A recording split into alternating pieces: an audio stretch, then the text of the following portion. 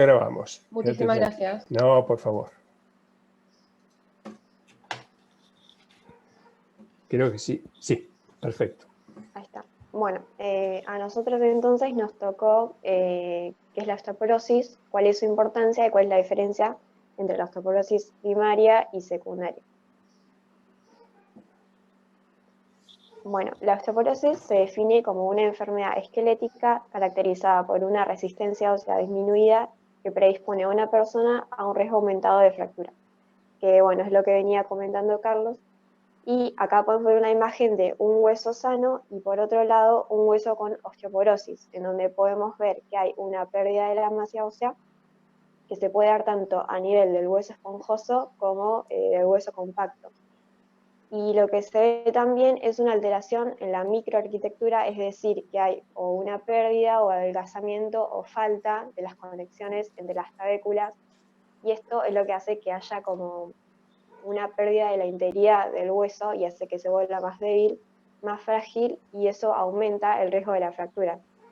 Y de ahí la importancia de esta enfermedad. Y bueno, otras características de la osteoporosis es que es una enfermedad multifactorial, es decir, que puede darse tanto como factores genéticos y o ambientales, y tiene una aumentada prevalencia mayormente en mujeres postmenopáusicas.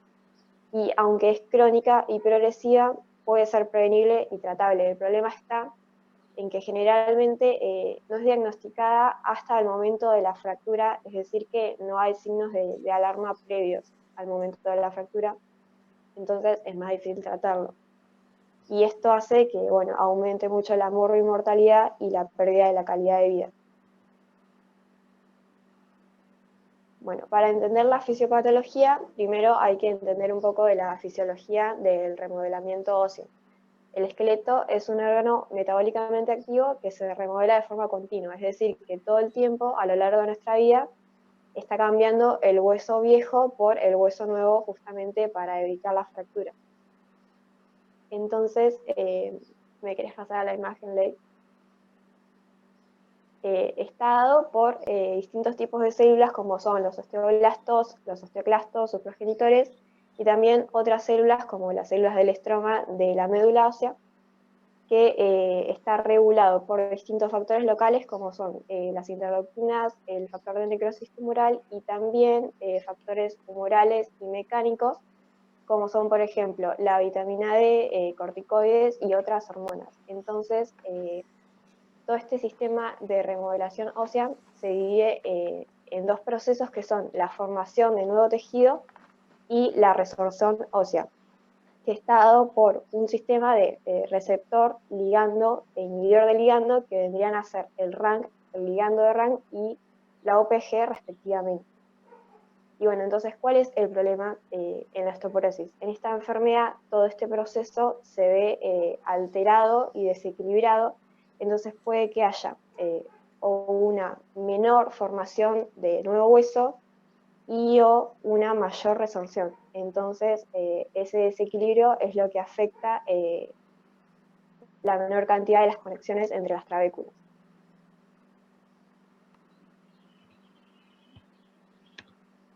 Bueno, ahora sigo yo con lo que es osteoporosis primaria. En la osteoporosis primaria se desconoce la causa, o sea, la etiología, pero se encuentran sus factores de riesgo. Y entre ellas podemos encontrar la osteoporosis posmenopáusica, que es causada por el déficit de estrógenos que causa la menopausia, y esto causa un desequilibrio en el remodelamiento óseo. Esta pérdida de masa afecta principalmente al hueso esponjoso. Es la primera imagen que veíamos en la diapositiva. La osteoporosis senil aparece a partir de los 65 años, afecta al hueso compacto, es decir, a la parte exterior del hueso, y aumenta la porosidad de este. Se produce por la disminución de estrógenos y testosterona y afecta tanto masa ósea de mujeres como de hombres indistintamente. En la osteoporosis idiopática aparecen fracturas o baja masa ósea antes de la menopausia en mujeres y o antes de los 60 o 70 años en hombres, sin causa secundaria. Se presenta mayor de las veces en jóvenes, de igual modo en ambos sexos. En la osteoporosis secundaria hay una enfermedad de base que es la que causa la pérdida de masa ósea. Entre ellas podemos encontrar las endocrinológicas, como diabetes, hipotiroidismo, hipertiroidismo, hiperparatiroidismo, enfermedades del tejido conectivo o reumatológicas, como la osteogénesis imperfecta, que son llamados los huesos de cristal, o artropatías inflamatorias crónicas, enfermedades gastrointestinales, como la mala absorción, enfermedades hepáticas crónicas o celiaquía, en la patología tumoral maligna, como mielomas, linfomas o leucemia, en enfermedades renales, la insuficiencia renal crónica, acidosis tubular o hipercalciuria, por ejemplo. Algunos fármacos también pueden causar osteoporosis secundaria, por ejemplo, corticoides, heparina y anticoagulantes, inmunosupresores, quimioterapia. Y otras causas que no son enfermedades ni tampoco fármacos, son, por ejemplo, la inmovilización prolongada, el tabaquismo y el alcoholismo. Esta es la bibliografía que utilizamos para hacer toda la exposición. Muchas gracias. Muy buenas exposiciones. Gracias.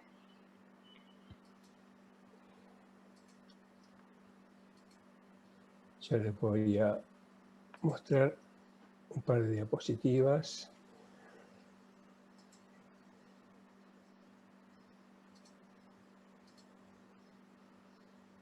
Un segundito, por favor.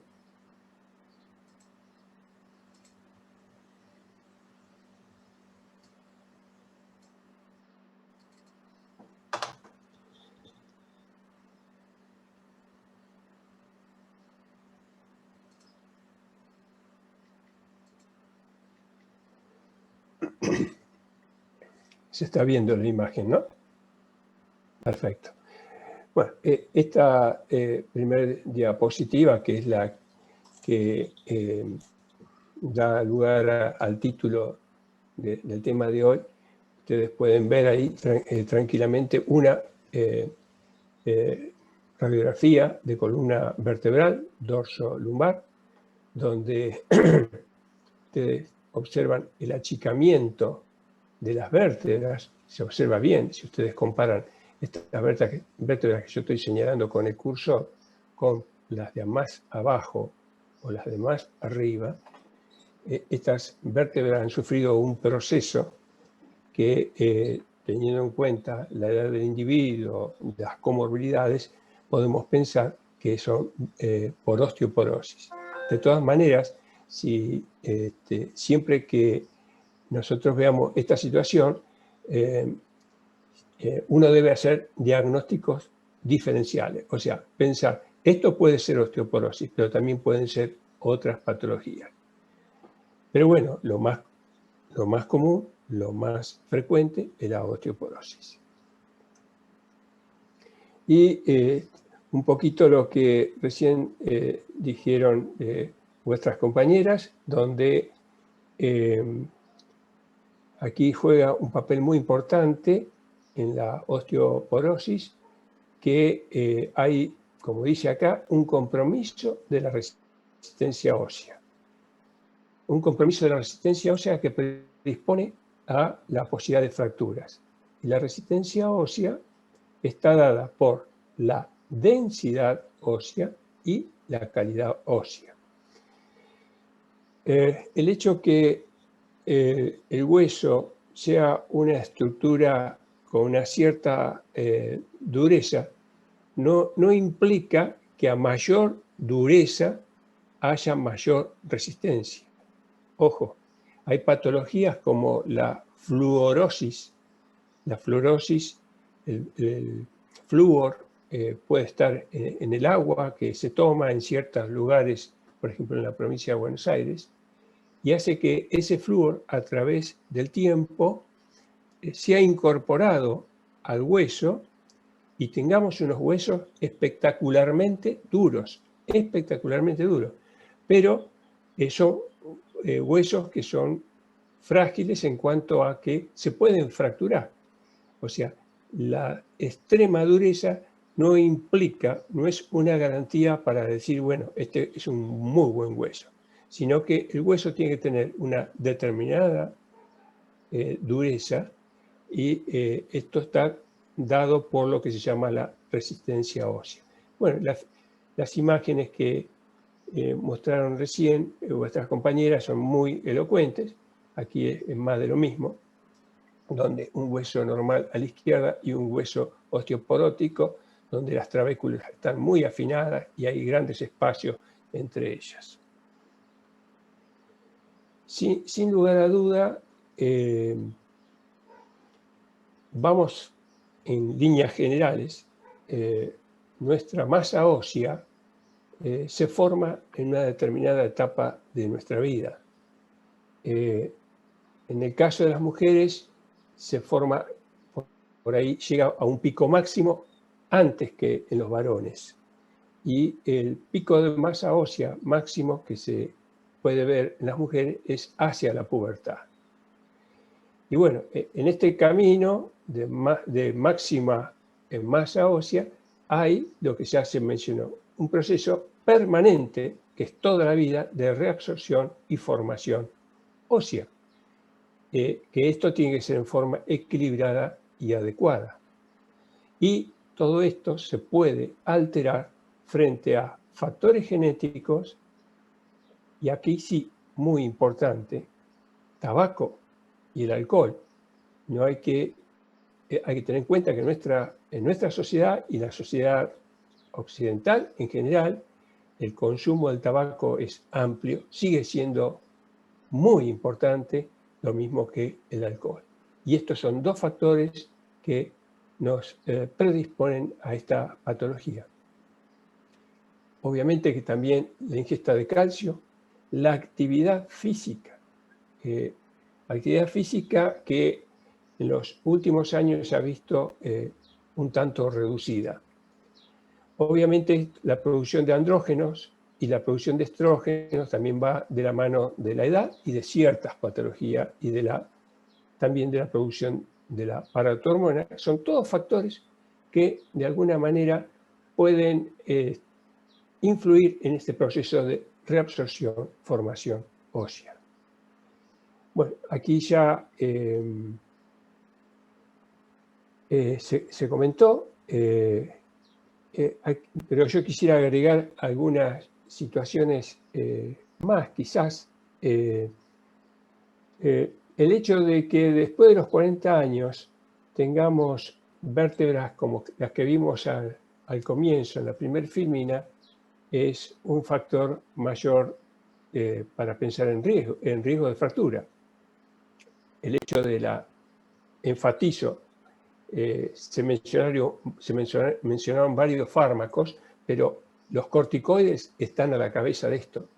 Y paciente que toma corticoides hay que pensar en la posibilidad de la osteoporosis. Y bueno, después el tema de la edad avanzada.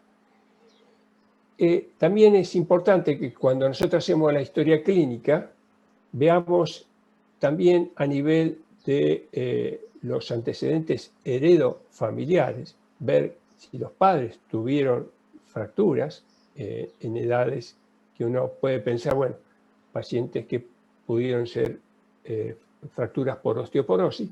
Ese es un dato también que realmente es negativo para nuestro paciente.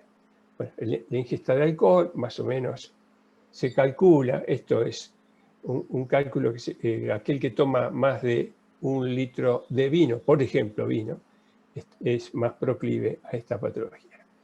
También el hecho de que tenga un índice de masa corporal de menos de 20 hace que tengamos la posibilidad mayor para osteoporosis.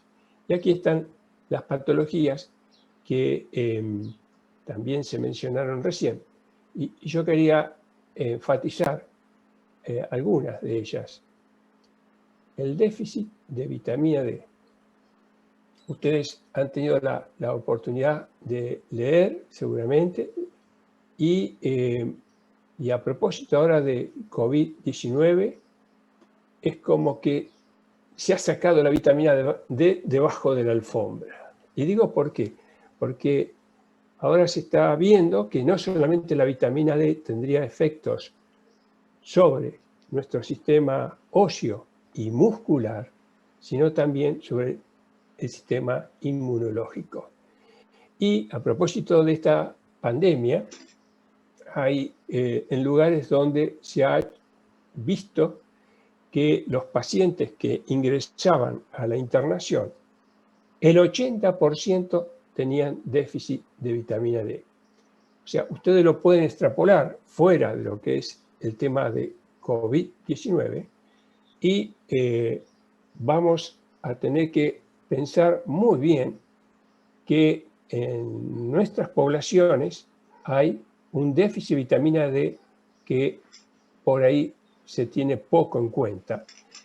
Y esto surge de estudios también que se han hecho en personas que viven en climas tropicales.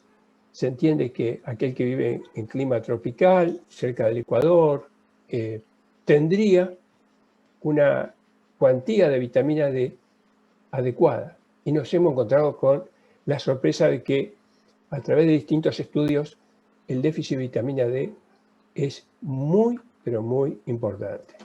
Así que esto de que tomamos un poco de sol y con esto nos aseguramos la vitamina D es un tema debatible. Habría que, en otras palabras, pesquisar más a menudo el déficit de vitamina D, porque esto va a posibilitar que nuestros pacientes vayan a hacer un proceso, por ejemplo, mayor de frecuencia de osteoporosis. El otro tema es la mala absorción. Hay una serie de enfermedades digestivas y habría que chequear el tema de la vitamina D. El EPOC, la enfermedad pulmonar obstructiva crónica, que ustedes lo van a ver ya algo en la próxima unidad. El EPOC es una enfermedad respiratoria tremendamente frecuente, muy asociada al tabaco. El 80% de los pacientes con EPOC son tabaquistas y después hay un porcentaje menor que está relacionado a factores ambientales de lo que respiramos y humos, etcétera, etcétera, que pueden dañar nuestros pulmones. Así que fíjense acá, en los pacientes con EPOC también tendríamos que chequear este tema de la osteoporosis. Y después, otro hecho, las enfermedades de lo que se llama el tejido conectivo, por ejemplo, la artritis reumatoidea, una entidad que es frecuente, también deberíamos chequear el tema de la osteoporosis. Bueno, ahora sí pasamos al segundo grupo.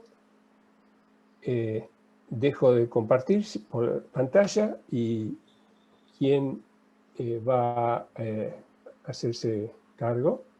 Nosotros, grupo 6 de Patricia Macaray. Perfecto, bárbaro, excelente. Bueno. El tema que seguía, no sé si... Ahí se ve. Sí, perfecto. Para seguir con lo que decían mis compañeras, es lo que serían los factores de riesgo que predisponen a las fracturas.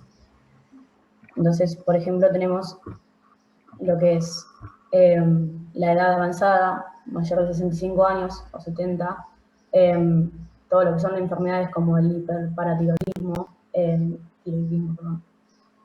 todo lo que es relacionado a los antecedentes personales de fracturas, más que nada mayor a 2 por año, antecedentes personales, familiares de fractura de cadera, el consumo de fármacos, en especial como ya has nombrado, los glucocorticoides a dosis elevadas,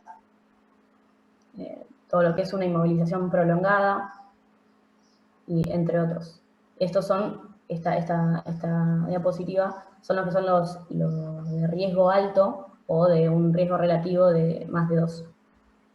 Después también tenemos otros factores que ya van más relacionados a lo que es los hábitos de la persona o de la calidad de vida y el estilo de vida, que son de un riesgo moderado, es decir, un riesgo relativo de entre 1 y 2, que tenemos lo que es el tabaquismo, el consumo de alcohol, que se calcula como un consumo alto, más de 3 unidades de alcohol por día. Por ejemplo, una unidad serían 200 mililitros de cerveza. Entonces, tomarse 3 vasos de cerveza sería considerado como un hábito alcohólico. Bueno, el sexo femenino tiene una predisposición mayor por el tema del déficit estrogénico de la menopausia. Todo lo que son las hepatopatías, ciertos fármacos como los psicofármacos, más que nada porque estos son factores que predisponen a las caídas. Después, bueno, la foto superior hace alusión a los trastornos de la visión que pueden predisponer a la persona a que se caiga. Después, volviendo con los hábitos sería el bajo consumo de vitamina D y de calcio, que quizás se pueden tomar por separado, pero no tienen el mismo efecto que juntarlos o consumirlos al mismo tiempo. Un consumo bajo de calcio creo que son 500 o menos de 500 miligramos por decilitro por día. Es muy bajo. Se recomienda consumir arriba de 1000. Todo lo que son otro tipo de enfermedades que pueden predisponer a caídas, por ejemplo la artritis reumatoide y otras enfermedades musculoesqueléticas. Después, en lo que es la clínica, tenemos que, bueno, relacionado a lo anterior, tenemos que valorar todos los antecedentes, todo lo que es hábitos relacionado a lo anterior. Por ejemplo, en de la mujer tenemos que ver, ya que es la osteoporosis que más registrada está en los trabajos, se habla más de lo que es la osteoporosis menopáusica, tenemos que saber los antecedentes de la mujer. Por ejemplo, si tuvo una menopausia precoz, al menos de 45 años, o sea, más joven de los 45 años, que también es otro de los factores de riesgo moderado, entre 1 y 2. Tenemos que valorar, por ejemplo, la dificultad del paciente de levantarse de la silla, si no puede levantarse sin los brazos. Otros factores, por ejemplo, el dolor lumbar, pero lo que diferencia entre un dolor lumbar típico o quizás con otras enfermedades, lo que siempre tenemos que hacer en la clínica es diferenciar o descartar enfermedades que provoquen una osteoporosis secundaria. Entonces, para saber valorar lo que es el tema del riesgo de fracturas, y bueno, saber cuándo hacer un rastreo o un cribado de fracturas vertebrales, por ejemplo. Entonces, un dolor lumbar, una lumbalgia, que sea por una caída de bajo impacto, por ejemplo, desde la bipedestación, nos daría como un punto de partida para, bueno, sospechar de una posible osteoporosis. La foto de abajo, del todo a la derecha, hace alusión a la hipercifosis que puede presentar la persona ante quizá un aplastamiento vertebral, que es lo que hace para compensar ese aplastamiento. Después, bueno, también lo de los hábitos que ya lo nombré, lo que es el tabaquismo, el alcoholismo, a eso va dirigida la historia clínica. Y bueno, todo lo que es la exploración física es esto de las posiciones antiálgicas, de los dolores, las fracturas en el último año, las caídas. Y bueno, en cuanto a lo que sería el rastreo de fracturas vertebrales, nos puede hacer sospechar una fractura vertebral la disminución de la estatura, por ejemplo, que es si la persona, desde la última documentación de la estatura, disminuyó 3 centímetros, o desde su juventud, de 4 a 6 centímetros, podríamos sospechar, y es porque las radiografías en realidad están indicadas para ver una fractura vertebral, no sirve para ver, por ejemplo, la densidad del hueso. Entonces siempre tienen que ir indicadas con este objetivo, para el rastreo de fracturas vertebrales. Además, la estatura podemos, bueno, también indicarlas en mujeres que tengan entre 70 y 80 años, lo mismo para los hombres, mayor de 80 años, o también el consumo o estar bajo un tratamiento de glucocorticoides extenso y con una dosis elevada, es decir, más de 3 meses y entre 5 y 7,5 miligramos de glucocorticoides por día. En cuanto al rastreo, la osteoporosis de por sí es una enfermedad sintomática por sí sola. Lo que nosotros nos hace sospechar de una osteoporosis son la aparición de las fracturas. El signo clínico que nosotros tenemos para determinar la osteoporosis o para empezar a rastrear o valorar el riesgo de fracturas o de factores de riesgo de osteoporosis es la fractura propiamente dicha. Entonces, cuando encontré estas radiografías, no se ven muy bien, pero se puede valorar acá, no sé si se ve la flechita del mouse, como la vértebra lumbar, la segunda, está como en un aplastamiento bicóncavo, acá y acá. Y en esta, ya directamente un aplastamiento masivo de grado 3, que ahora voy a mostrar una escala de cómo valorar, cómo hacer el cribado de las fracturas. Esta es una escala que la nombran unos artículos, pero no me la explica muy bien, así que la busqué un poco, que le dicen escala o criterios de Finan, que acá en la imagen de la izquierda muestra, bueno, de 3×3, pero empezando desde la columna de la izquierda, tenemos lo que sería un aplastamiento anterior del cuerpo vertebral, después tenemos un aplastamiento bicóncavo, que sería en la parte media del cuerpo vertebral, y en la tercera columna tenemos un aplastamiento posterior. Acá, bueno, la imagen es como ilustrativa, un dibujo de un aplastamiento anterior. Lo que hace Genan es que en la primera fila, la fila superior, la categoriza como de grado 1, o un aplastamiento o fractura leve, que lo calcula como, la escala mide la cantidad que disminuye la altura del cuerpo vertebral, en comparación con otra radiografía que se ha hecho de la misma sección de la columna, o con las vértebras adyacentes. Entonces, la primera fila es de grado 1, que se dice que tiene de un 20 a un 25% de reducción de la altura vertebral, del cuerpo vertebral. La segunda fila ya es de grado 2, que es moderada, de 25 o 40%, más o menos. Y la tercera fila ya es un aplastamiento grave, que es más del 40% de la disminución de la altura vertebral. Algo que no dije es que la radiografía suele hacerse con un foco lateral y desde la vértebra torácica 7 a la lumbar 3, porque es el lugar más frecuente, ya que las fracturas de vertebrales son las más frecuentes en osteoporosis, se suele hacer este rastreo. Y creo que nada más. Bueno, muy bien, Paloma, muy bien, muy lindo. A ver.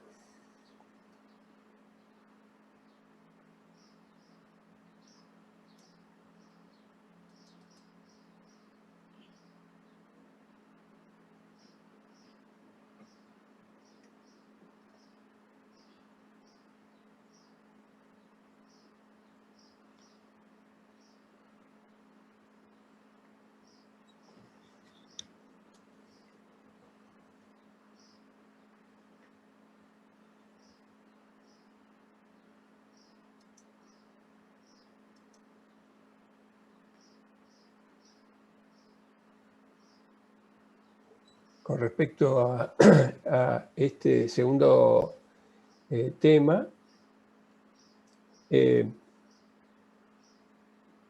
mencionar solamente que nosotros, bueno, después ahora vamos a ver densitometría, y la densitometría nos puede dar una serie de valores cuando el T-score es menor a -1 en la densitometría, y hay algunos de los factores que ustedes mencionan, mujeres de 70 años o más y hombres de 80 años más, que ya creo que se mencionó también, y todos los otros elementos hacen que, incluso la toma de corticoides, hacen que nosotros debamos buscar la posibilidad de una fractura, en este caso vertebral, y lo hacemos a través de la radiografía. Yo quería referirme muy cortito al tema de los corticoides. Se habló de, por ahí se mencionó altas dosis. Cuando nosotros hablamos de corticoides, en general hablamos de prednisona, la prednisona. Y hay otros corticoides, por supuesto, y que se pueden asimilar a la prednisona porque son dosis equivalentes. Por ejemplo, 5 miligramos de prednisona equivalen a otro corticoide que se llama hidrocortisona de 20 miligramos. O sea, 5 de prednisona es igual a 20 de hidrocortisona. Bueno, pero esto quería comentarles porque hablar de dosis alta de corticoides, yo diría que obviamente que hay dosis muy altas. Por ejemplo, 1 miligramo kilo día, que sería para un paciente de 60-70 kilos, 60 miligramos por día, es una dosis alta, sin lugar a dudas. No solamente alta, sino también lo que se denomina inmunosupresora, que nos baja nuestras defensas. Y eso son dosis que se dan en distintas patologías para tratar de torcer su rumbo. Y el hecho de decir, bueno, dosis pequeñas de corticoides como que no tendrían problema. Pero ojo, dosis pequeñas en la práctica médica son 5 miligramos, 7,5 miligramos de prednisona. Eso denominamos dosis pequeñas, pero estas dosis pequeñas, dadas en forma por un tiempo o acompañada de comorbilidades, hacen que estas dosis pequeñas realmente sean muy importantes para lesionar el hueso y llevar a algún proceso de osteoporosis. Yo quería hacer hincapié en eso. Con respecto a las manifestaciones clínicas, como bien dijo recién la compañera de ustedes, la clínica, el paciente no tiene síntomas propiamente de la osteoporosis, pero sí cuando vienen con algunas enfermedades, por ejemplo, aquí habla de enfermedad inflamatoria intestinal. La enfermedad inflamatoria intestinal, una de las características es que puede tener una diarrea crónica y uno sospechar que puede tener una enfermedad inflamatoria intestinal. Hay que investigar la posibilidad de la osteoporosis. Que bueno, creo que mucho más de lo que dijo recién vuestra compañera no hay más para agregar, realmente muy completo, así que pasamos al tercer grupo, por favor.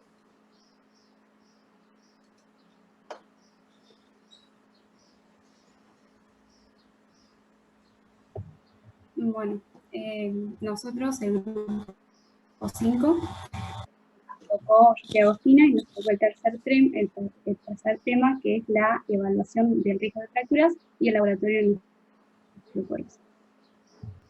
Así que ahí están viendo, esperen que presenten. Sí, Agostina. Bien. Bueno, una de las herramientas que tenemos para evaluar el riesgo de fracturas es CARAFAR, que como ahí dice, el FRAX son las letras que significan en castellano herramientas para evaluar el riesgo de fracturas que tiene un médico. Entonces, esta es un algoritmo que se desarrolló en la Universidad de Sheffield y lo que permite es estimar el riesgo absoluto que tiene una persona en 10 años de desarrollar una fractura osteoporótica o de presentar una fractura de cadera. Entonces, esto se determinó en base a estudios de corte que se realizaron en distintos lugares, por ejemplo, en Europa, en América, en Asia, en Australia. Entonces, en base a eso, se tuvieron en cuenta distintos factores de riesgo a tener en cuenta o considerar a la hora de realizar la escala a un paciente. Entonces, uno de los, bueno, medio que ya lo fueron diciendo, pero vamos a preguntar por la historia de fracturas previas que tuvo esa persona, la historia familiar de fracturas de cadera que tiene, es decir, si los padres tuvieron alguna fractura de cadera, el consumo de alcohol, la toma de glucocorticoide, si tiene diagnóstico de artritis reumatoide, si tiene diagnóstico o conocimiento de algún tipo de osteoporosis secundaria. Después también se pregunta por la edad, el sexo, el peso y la talla, porque en base a eso se calcula el índice de masa corporal, que como dijo el profesor, también es uno de los ítems que toma. Y esta escala se puede calcular teniendo en cuenta o no la densitometría, la densidad mineral, es un valor que se puede incluir en la escala y que es, digamos, confiable al resultado que arroja la escala. Lo que nosotros vamos a hacer es llenar un cuestionario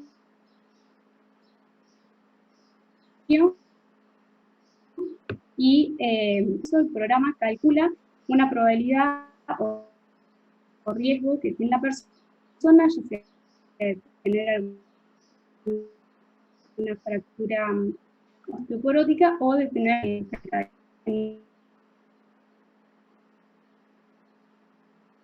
pero podemos a grandes rasgos. ¿Nos escuchás? Perdón que interrumpa, pero por ahí decía que sí, pruebes apagando la cámara porque sí, se te traba y por ahí no suena. ¿No me escuchan? Se escucha en otra. Por ahí apaga la cámara y fíjate. ¿Me escuchan trabado a mí? Sí. A ver, porque apagar la cámara, sí. Ah, sí, acá, ¿ahí me escuchan? Sí, ahí pareciera que es un poco mejor. ¿Me escuchan? Sí. ¿Hasta dónde escucharon? ¿O me corté demasiado? El tercer ítem. En la Bien, densitometría, por ahí más o menos. ¿No? Ok. Bueno, entonces lo que hace es tener en cuenta distintos factores de riesgo y podemos incluir o no el valor de la densidad ósea del cuello del fémur. Entonces nosotros completamos y nos va a arrojar una probabilidad. Y lo que nosotros tenemos que hacer es interpretar esa probabilidad. Nosotros vamos a tener un porcentaje y ese porcentaje, si da entre 0 y 3,5 o entre 0 y 5, va a ser considerado una probabilidad baja, entonces lo único que vamos a tener que hacer es tomar medidas higiénico-dietéticas. Si da entre 5 y 10%, ya es una probabilidad moderada o intermedia, entonces en ese caso, lo que vamos a hacer, si lo calculamos sin tener en cuenta la densidad ósea, vamos a o vendría a ser como un disparador para ir a buscar el valor de la densidad ósea del cuello del fémur para recalcular el índice y si después, una vez que recalculamos de un valor mayor al 10%, en ese caso se considera alto y se va a iniciar un tratamiento. Entonces, si bien tiene todos, o sea, nos permite esto de empezar un tratamiento o ver si tenemos que hacer una densiometría, también tiene ciertas limitaciones esta escala. Por ejemplo, no tiene en cuenta factores de riesgo importantes como son las caídas. Después tampoco tiene en cuenta o no considera la densidad ósea que tiene la columna lumbar, que suele estar alterada en pacientes con osteoporosis primaria. Y la última limitación es que al ser variables dicotómicas, digamos, no tiene en cuenta el abanico de posibilidades que tiene cada uno de estos factores de riesgo.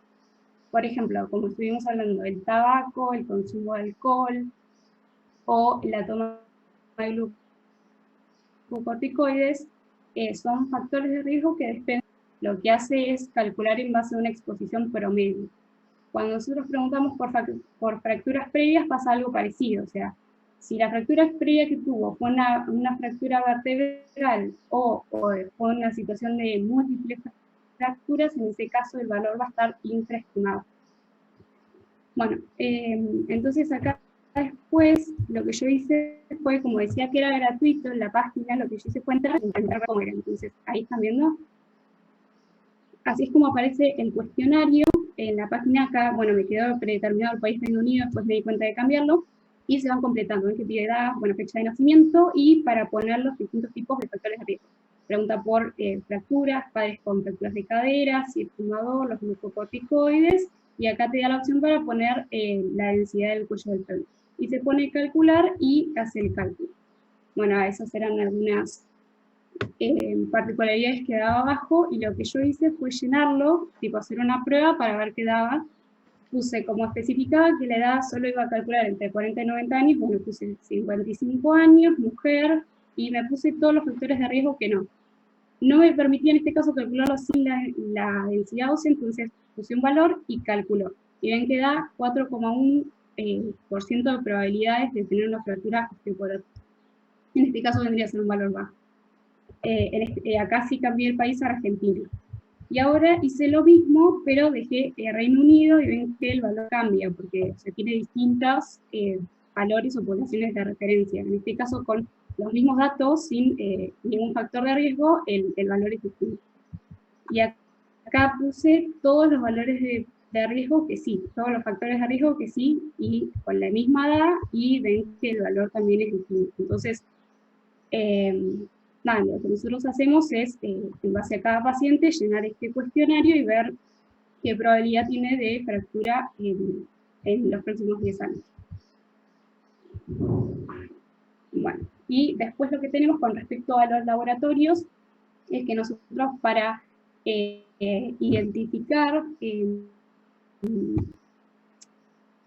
identificar osteoporosis secundarias o hacer algún diagnóstico diferencial de enfermedades óseas, lo que vamos a pedir al laboratorio es un hemograma completo, un hemograma electroforético en pacientes que tengan fracturas vertebrales, y como bien veníamos diciendo, es importante también la 25-hidroxivitamina D, que se va a medir a nivel basal, y después se va a volver a medir después de 3 meses de haber comenzado el tratamiento. Lo que decía es que es una hormona que se produce en el hígado a partir de la hidroxilación de la vitamina B. Y bueno, pues también podemos pedir fosfatemia, creatinemia en sangre, calciuria, creatina ureica, o sea, creatinina urinaria, y después, por ejemplo, algunas cosas específicas como para enfermedades celíacas, como son esos anticuerpos que ahí nombra, antigliadina, antiendomesio, y bueno. Acá les había puesto, como hice para poner el número de la densiometría, porque como sí o sí me lo pedía para calcularlo, busqué en un archivo de referencia para tener un dato y poder completar el cuestionario. Así que, bueno, eso es todo, espero que les haya servido.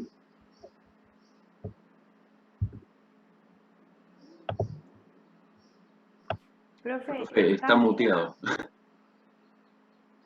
Perdón, gracias. No, está muy completo, Agostina, muy lindo, muy bueno. Muy claro, y con los 2 ejemplos que hiciste, creo que no quedan muchas dudas.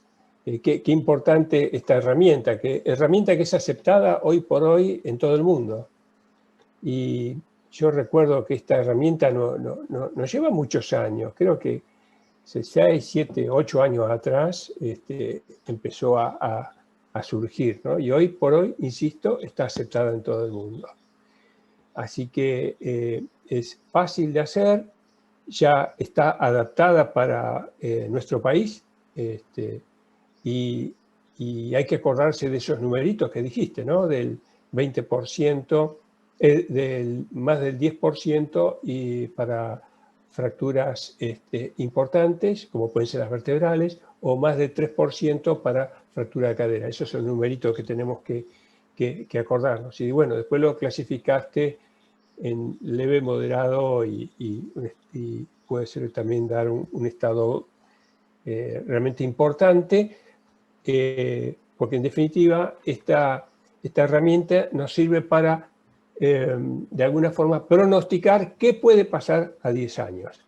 Yo creo que eso es el concepto importante. En cuanto al laboratorio, solamente quería recalcar sobre la calcemia. Es habitual que por ahí la calcemia no la solicitemos en nuestra práctica diaria, excepto cuando hay algunos trastornos. Pero la calcemia es muy es muy importante. Hay ciertas situaciones de la glándula paratiroides que son muy frecuentes. Por ejemplo, hay una patología que se llama adenoma paratiroideo y es muy frecuente. Una de cada 3.000 personas tiene adenoma y por ahí está totalmente asintomático, excepto que le pidamos la calcemia y ahí la calcemia va a venir en valores aumentados. Así que bueno, pasamos al otro grupo, el grupo 4, por favor. Sí, yo soy Clara Luro, estoy en el grupo 3 de ABP con Mariana Lobo y nos había tocado la densitometría ósea y sus indicaciones. No hicimos PowerPoint, así que lo voy a explicar lo mejor que pueda. No hay problema. Bueno, la densitometría ósea es un método no invasivo que se utiliza para evaluar la densidad mineral ósea de un individuo.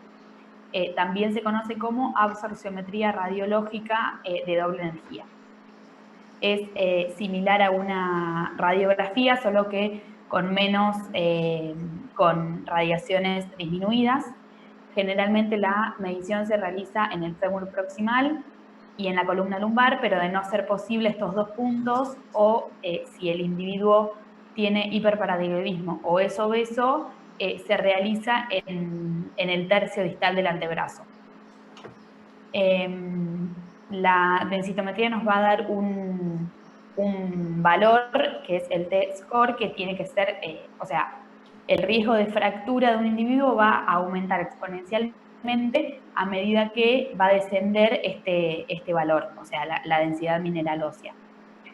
Dentro de sus indicaciones, para solicitar la densitometría ósea existen como controversias en las guías internacionales, pero la generalidad es que se tiene que solicitar en mujeres postmenopáusicas de 65 años o más, independientemente de los factores de riesgo, y en hombres también es un punto discutido, pero la generalidad se recomienda en varones de 70 años o más.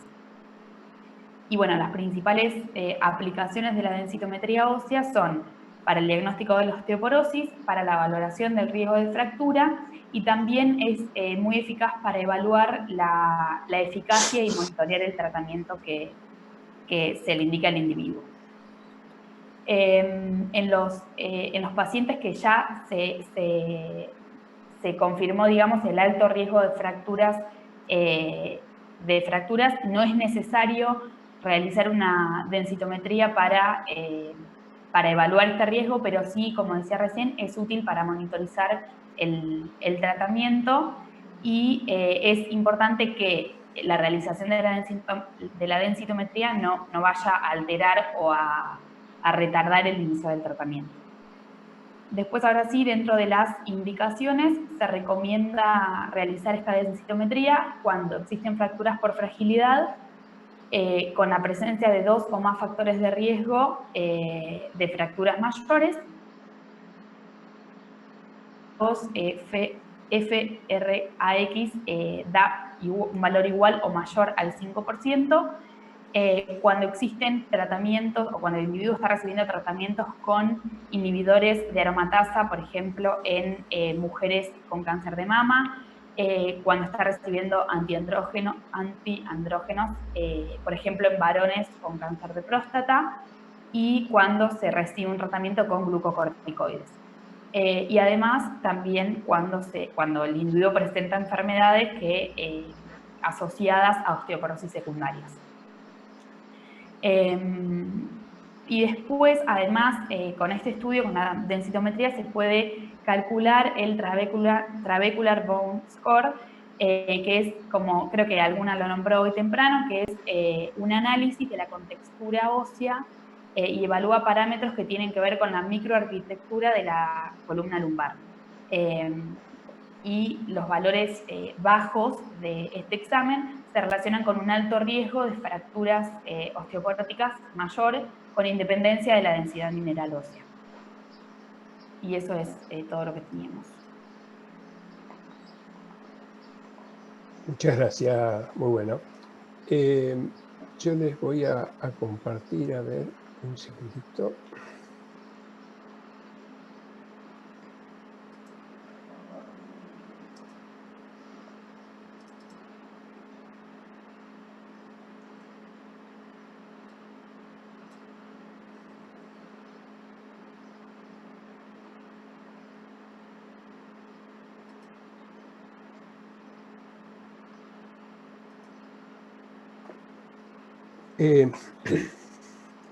Antes de hacer un comentario sobre esta imagen que estamos viendo, y olvidaba decirles con respecto al punto anterior, al grupo anterior, que no hay un laboratorio específico con el cual yo pueda hacer el diagnóstico de osteoporosis. Ese es el concepto que quería que quede bien claro. O sea, si bien hay ciertos parámetros de laboratorio que ustedes pueden leer en la distinta literatura, que pueden expresarnos de alguna forma indirectamente que hay un movimiento óseo, por ejemplo la fosfatasa alcalina, entre uno de ellos, esto no significa que estos parámetros a mí me sirvan para hacer el diagnóstico de osteoporosis. Sin lugar a duda, el diagnóstico de osteoporosis lo vamos a hacer como se dijo ya previamente, a través de la radiografía, a través de la densitometría ósea, a través de otros estudios de imágenes, vamos a confirmar el diagnóstico de osteoporosis, si bien nosotros lo podemos sospechar con la clínica como ya hemos visto antes. Ahora bien, esta imagen es para, bueno, en primer lugar, si la densitometría me viene un valor de menos un desvío estándar, esto es un valor normal. Si en los valores tanto de la columna lumbar como de la cadera me vienen entre menos 1 y menos 2.5, estamos hablando de osteopenia, que sería un grado menor de osteoporosis. O sea, el camino siguiente a la osteopenia va a ser la osteoporosis. Y cuando el paciente tiene menos de 2.5, ya estamos hablando de osteoporosis. Pero esto es en líneas generales. Y ustedes van a ver que nosotros con la densitometría podemos estratificar al paciente como paciente de bajo riesgo, de moderado riesgo y de alto riesgo. Pero fíjense en una situación. Yo pienso en alto riesgo, por ejemplo, en un paciente de 50 años, aquí está la edad acá abajo, y de 50 años es de alto riesgo con menos 4 desvío estándar, menos 4, pero es a los 75 años, es de alto riesgo con menos 2 desvío estándar. O sea, tenemos en cuenta lo que recién les expresé del menos 1 al menos 2.5 y del menos 2.5 valores más altos, más bajos, perdón, entonces como osteoporosis. Pero, ojo, esto hay que hacerlo jugar también con la edad. Y como hemos visto acá, tenemos un paciente de 50 años, para considerarlo de alto riesgo, tiene que tener un desvío de casi menos 4. En cambio, en un paciente de 75 años con menos 2, ya es un paciente de alto riesgo. Esta imagen después yo se las voy a pasar, así que para no llevar más tiempo sobre lo que se está desarrollando. Bueno, no voy a repetir acá indicaciones de densitometría. Sí quería hacerle algún otro comentario, que hay distintas organizaciones, por ejemplo está lo que se llama la Fuerza de Tareas o Task Force de Estados Unidos, del Canadá, que ellos, ustedes pueden introducirse en la página, aquí está, arriba a la izquierda, y ahí pueden observar las distintas prácticas que se hacen en medicina y cuál es la evidencia científica para realizarlas, y ellos les hacen recomendaciones de hacerlas o no hacerlas. E incluso se lo estratifica en grados. Ustedes van a ver, hay un grado B, entonces si hay un B, hay un grado A. El grado A es una evidencia bien consistente. El grado B también. Así que la Fuerza de Tarea de Estados Unidos y la del Canadá son lugares donde uno frecuentemente va y se fija a ver qué recomendaciones van teniendo con respecto a distintos estudios. Por ejemplo, la tomografía computada de tórax hace unos años no estaba en el rastreo de pacientes con cáncer de pulmón. Hoy ya tiene un lugar. Y esto, bueno, hay que estar mirándolo periódicamente.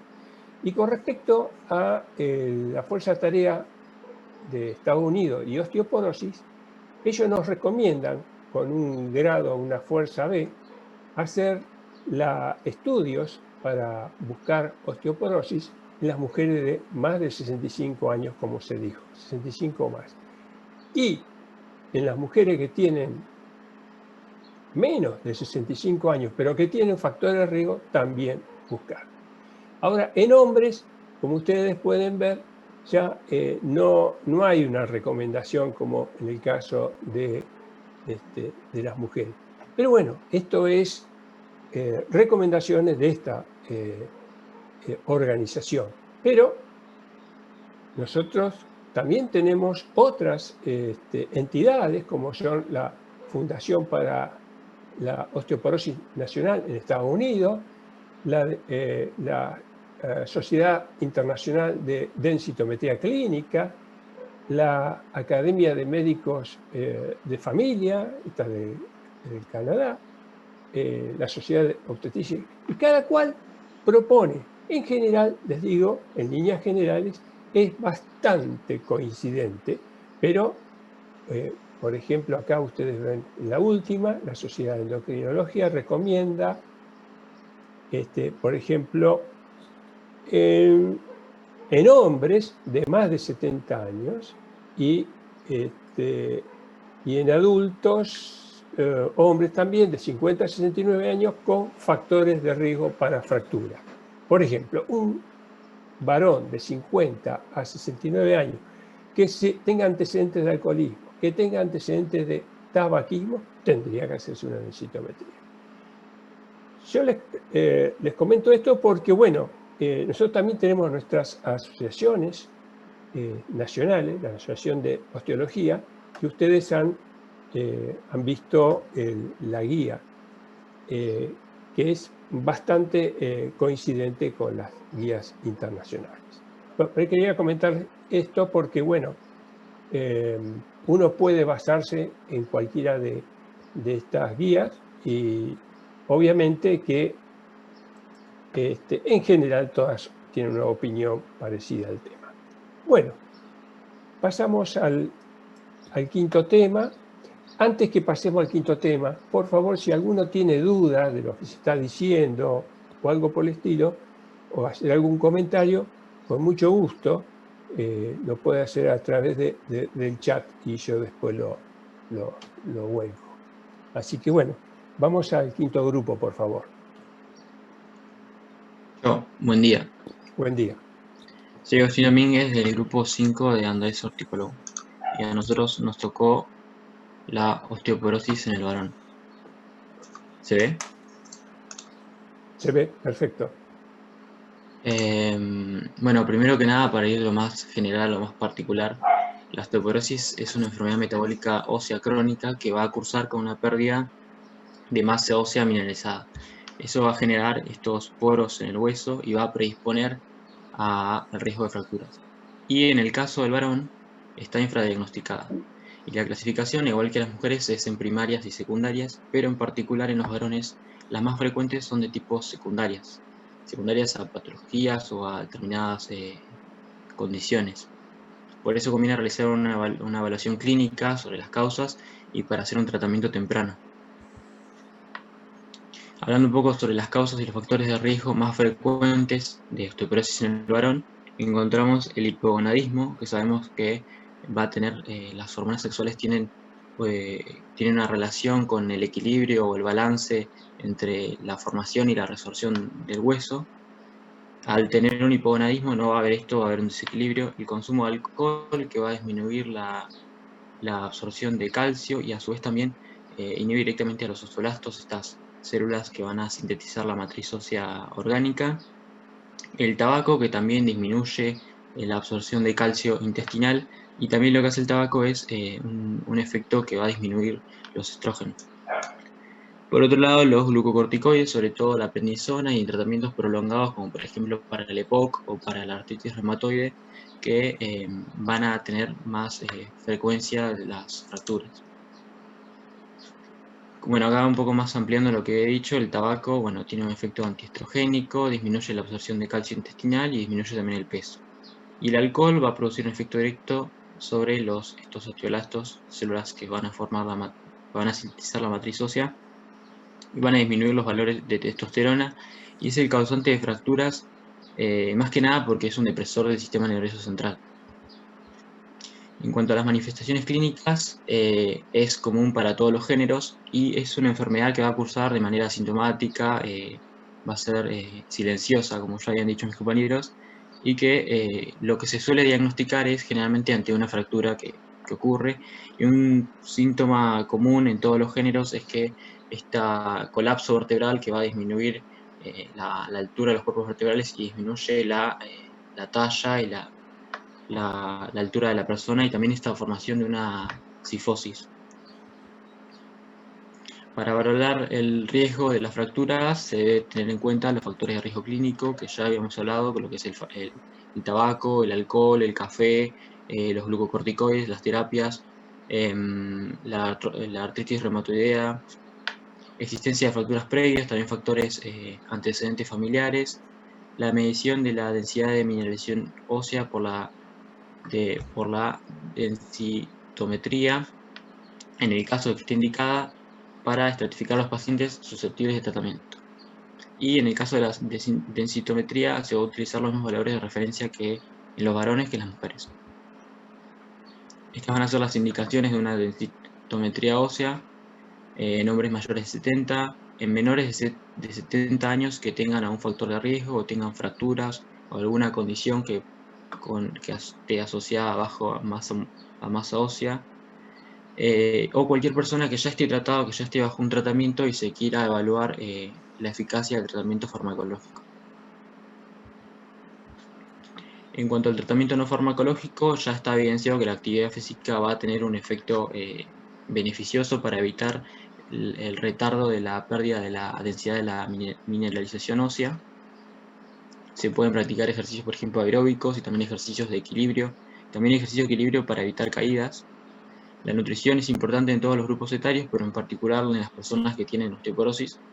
Se debe consumir aproximadamente en las personas que tienen entre 50 y 70 años, entre más o menos 1000 miligramos por día de calcio, y las personas mayores de 70, 1200 miligramos por día, y también la vitamina D, más o menos entre 800 y 1000 unidades.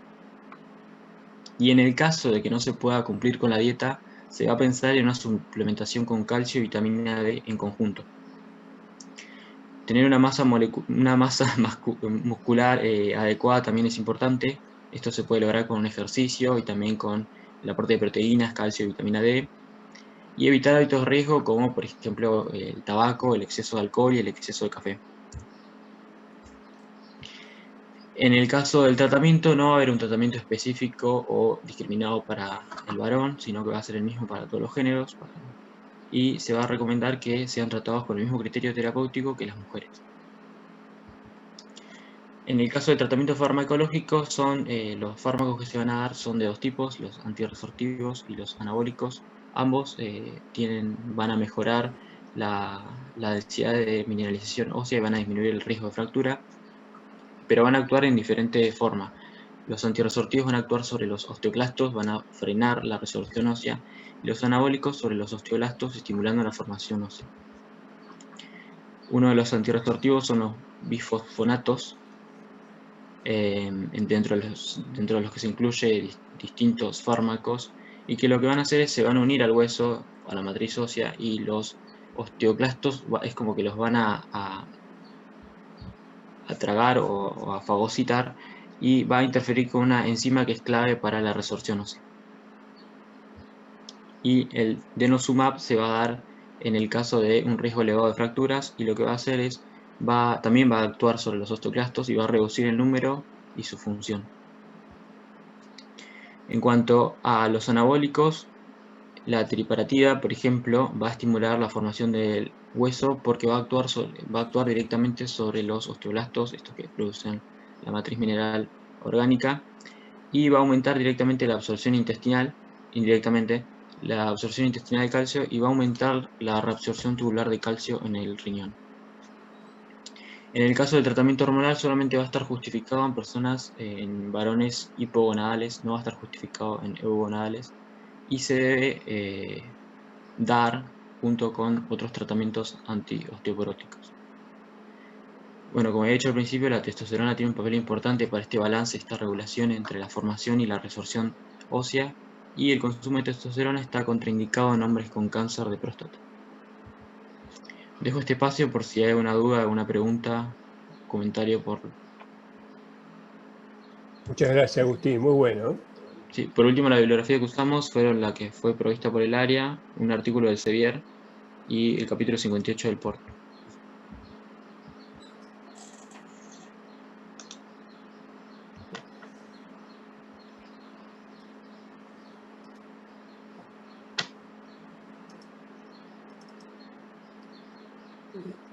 Un par de conceptitos más sobre el tema.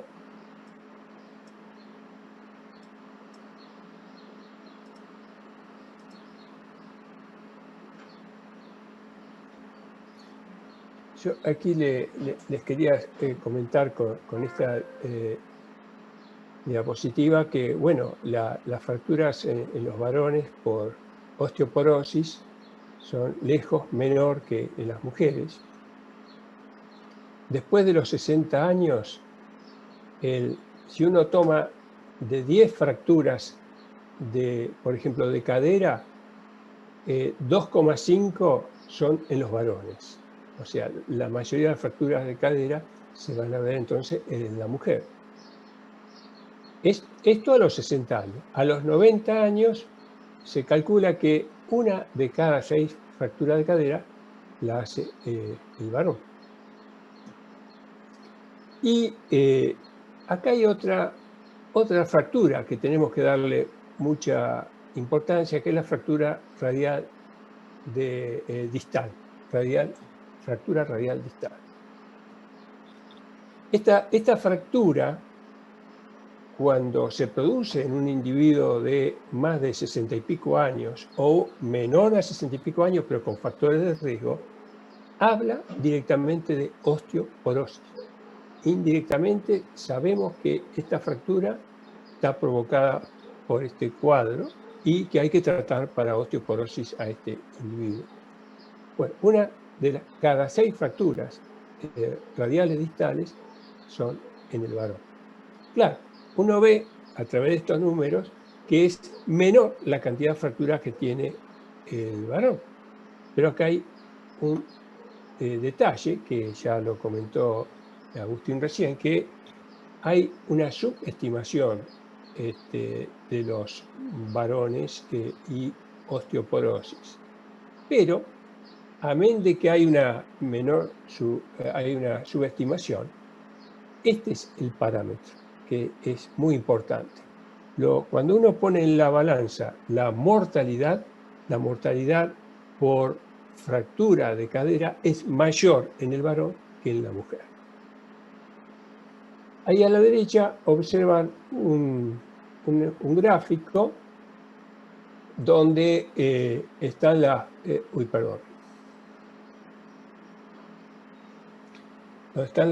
fracturas en mujeres y en rojo las de varones a través de la edad.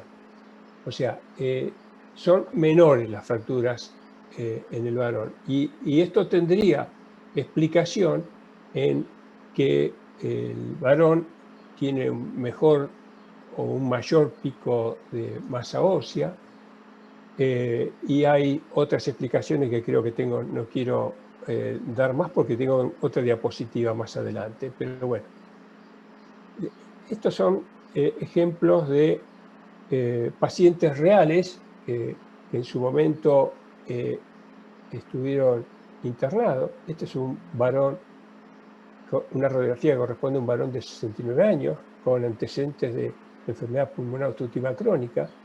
Tenía una dilatación de la arteria aórtica abdominal y tenía una úlcera gástrica o duodenal. Y de acuerdo a esta radiografía se ve que hay una fractura a nivel del cuello y se le hace el tratamiento de colocación de material de osteosíntesis. El paciente evolucionó bien. Este es otro paciente con la fractura también del cuello femoral, de 63 años. Ustedes fíjense que tabaquista, ya tenía un factor, y tenía otro factor más, que tuvo fractura de la cadera derecha, lo cual este individuo es un individuo muy vulnerable para hacer fracturas. Y por último, otro caso, también otro paciente con una fractura del cuello femoral, pero ustedes fíjense,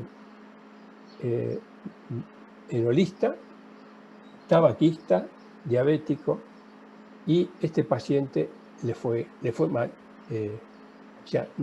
La cirugía fue excelente, pero en el contexto de la cirugía, lo que decía al comienzo, el paciente tiene una mayor mortalidad y este paciente falleció al 7º día. Seguramente si no hubiese tenido la fractura, esto no hubiese ocurrido.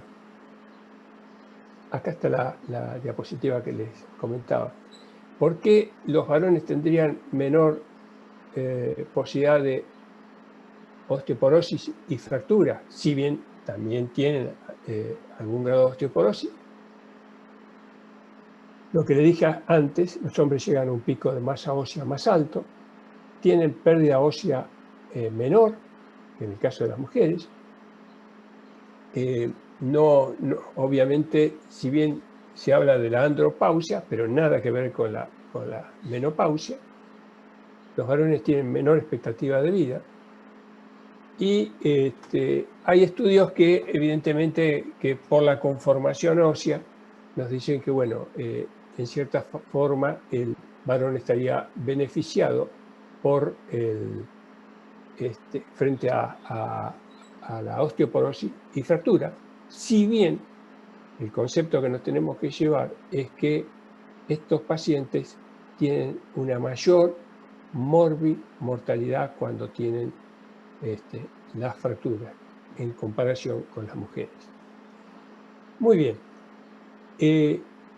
Si hay alguna pregunta, por favor, a propósito de lo que nos había dejado Agustín, con mucho gusto.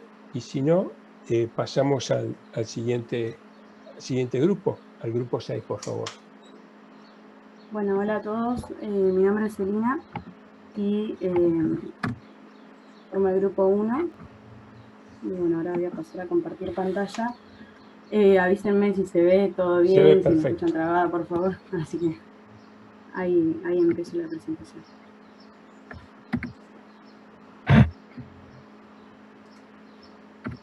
Bueno, nuestro tutor es Julián Arévalo.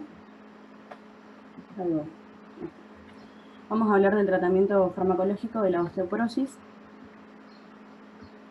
Como decía Agustín anteriormente, de los biofosfanatos, que son un grupo de medicamentos análogos sintéticos de la hidroxiapatita que se van a unir a la matriz ósea y posteriormente van a ser ingeridos por los osteoclastos, ¿no? Cuya actividad de resorción ósea se va a suprimir. Este tipo de medicamentos sí demuestra la reducción del riesgo de fractura de cadera en un 50% y entre un 40 y 60% de riesgo de fractura vertebral. tiene una escasa absorción oral, por eso se recomienda ingerirlos en ayunas para favorecer justamente la absorción. También se los considera como los medicamentos de primera elección para la osteoporosis primaria. Dentro de Argentina vamos a tener el alendronato y el risedronato, que se van a administrar semanalmente en dosis de 70 y 35 miligramos respectivamente. ¿Cuáles son los efectos adversos de este grupo de medicamentos? Tenemos la irritación gastrointestinal, la reacción de fase aguda, van a producir dolor musculoesquelético y también hipocalcemia con hiperparatiroidismo secundario y la insuficiencia renal. Después otro de los medicamentos es la teriparatida, ¿sí? Que va a estimular la formación ósea en los osteoblastos que se encuentran activos en las unidades de remodelación. ¿Y qué es lo que van a hacer ahí? Van a aumentar el grosor de las hemiostionas, ¿sí? Que se forman de la formación por remodelación. Y además de esto, van a estimular la formación ósea en las superficies quiescentes. Este tipo de medicamentos se va a administrar por vía subcutánea, 20 microgramos una vez al día. Y dentro de sus efectos adversos tenemos dolor en el sitio de inyección, náuseas, dolor de cabeza, calambres en las piernas y mareos. Otro de los medicamentos es el denosumab, ¿sí? Que es un anticuerpo monoclonal humano y está específicamente dirigido contra el RANKL, que justamente lo que hace es bloquear la acción de los osteoclastos e inhibe por eso mismo la formación, la función y la supervivencia de estos. Asimismo, reduce las fracturas vertebrales y de cadera, y este tipo, digamos, de medicamentos se va a administrar por vía subcutánea, 60 miligramos una vez cada 6 meses. Dentro de sus efectos adversos es la infección del tracto urinario, porque inhibe justamente ese sistema que nombré anteriormente, que ese sistema tiene un papel importante en el sistema inmunológico. Y otro de los medicamentos, que es bastante complicado el nombre, pero bueno, ranelato de estroncio, es eficaz en la disminución de fracturas osteoporóticas vertebrales y no vertebrales, pero esto es algo que lo pusimos como grupo para recalcar, ¿no? Que su acción no es convincente en las fracturas de cadera. Y además, este medicamento, se cree que desarrolla simultáneamente un efecto antirresorsivo.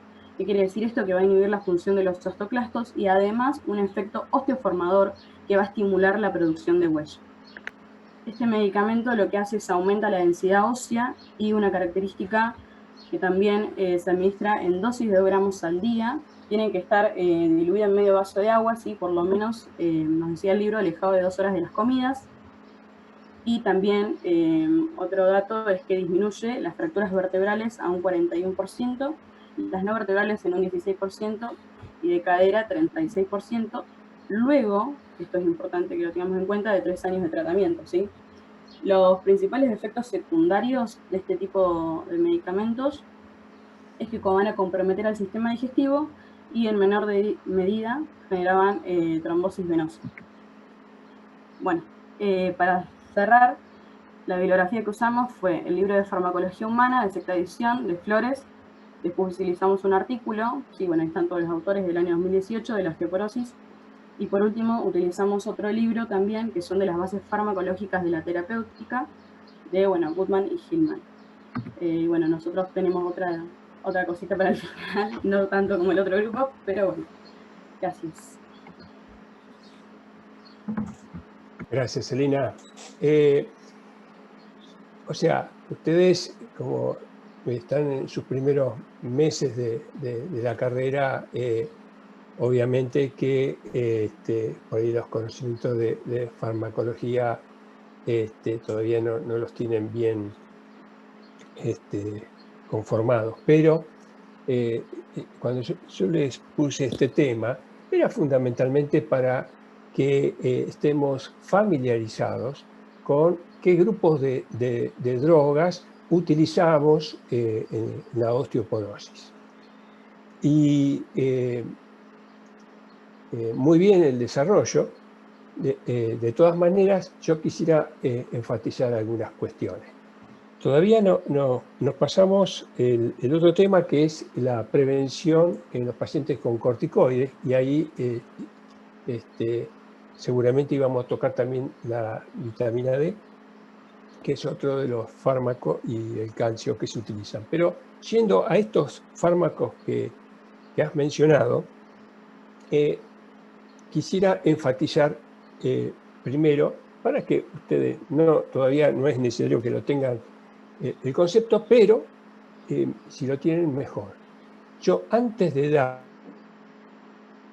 a un paciente agentes antirresortivos, como son los bifosfonatos, que son los más utilizados en la osteoporosis, tengo que asegurarme y ver qué cuantía de vitamina D tiene en sangre. O sea, tengo que estar seguro de cuánto tengo de 25 colecalciferol en sangre. ¿Por qué digo esto? Porque si la vitamina D está baja y no corrijo esto, el efecto de los bifosfonatos va a ser muy pobre. Este es un pequeño tip que quiero que quede bien grabado. O sea, yo para dar bifosfonatos, que es la droga más frecuente que se da en los pacientes con osteoporosis, tengo que estar seguro de que no hay déficit de vitamina D, porque si no, es tomar un medicamento que no va a hacer efecto. Segundo ítem con respecto a bifosfonatos. El bifosfonato lo puedo tomar, hay bifosfonato para todos los días, hay otro que se puede tomar una vez por semana y también aquel que se puede tomar una vez por mes. Ustedes se van a encontrar con que un problema de las patologías crónicas, y esta es una patología crónica, la osteoporosis, como es la hipertensión, como es la cardiopatía isquémica, como es la insuficiencia cardíaca, el gran problema es la falta de adherencia. Entonces, tenemos detectada la patología, tenemos el tratamiento correcto y que habría que hacerlo, pero si el paciente no lo hace, no vamos a tener éxito. Así que este es uno de los problemas de las patologías crónicas, la adherencia que pueda tener el individuo a tomar los fármacos que le sugerimos.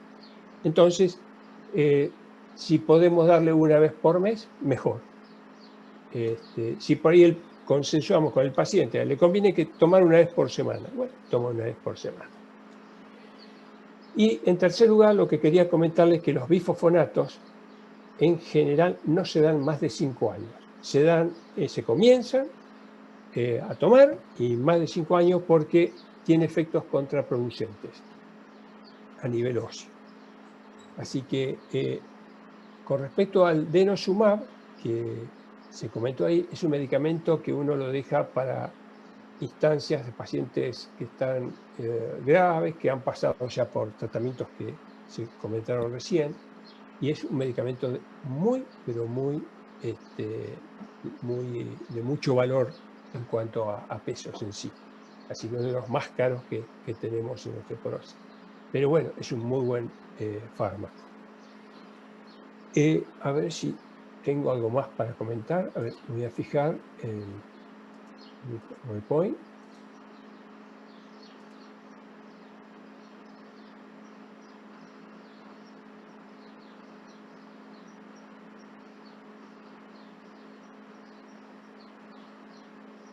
No, prácticamente es lo que dijo recién Celina, no tengo mucho más que agregar. Ahora sí, yo invitaría, nos pasamos el grupo de prevención en el tema de los corticoides. ¿Quién lo tiene? Sí. ¿Se escucha? Gracias, Celina. Sí, Sol. Bueno, escuchamos. ahí comparto. Cierro el mío. Dale. Ahí está, listo.